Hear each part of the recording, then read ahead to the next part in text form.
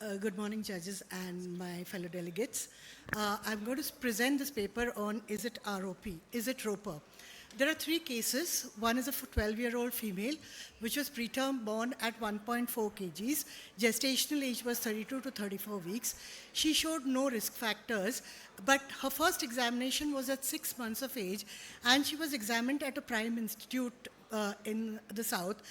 And she was taken because she had strabismus in the eye, and they found that in one eye she had a falciform fold and the other eye was doing well with a persistent avascular retina. So they decided to not do anything and just keep her on a follow-up. She's now 24 years old, and she has a TRD.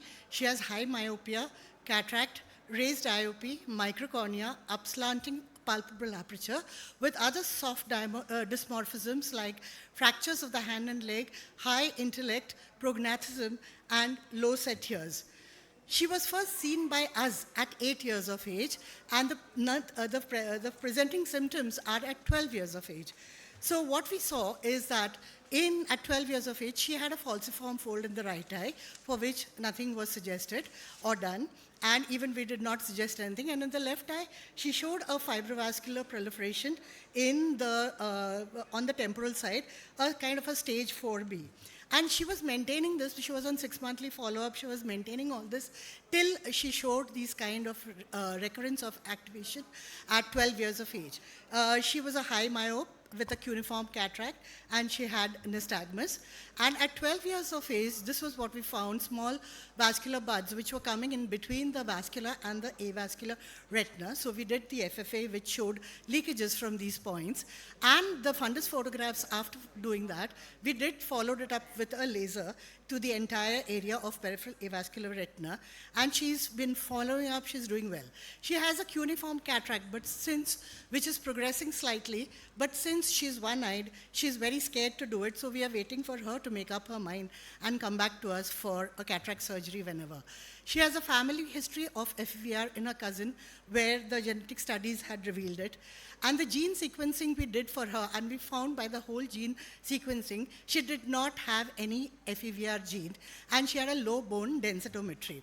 The second case is an 8-year-old boy who again was referred to us late. He came to us at 8 years of age, and his first ever examination with his consulting ophthalmologist was at 5 months, and he had a stage 5 ROP in the right eye, and in the left eye, he was sent when they showed kind of buds at the junction of the vascular with the avascular retina.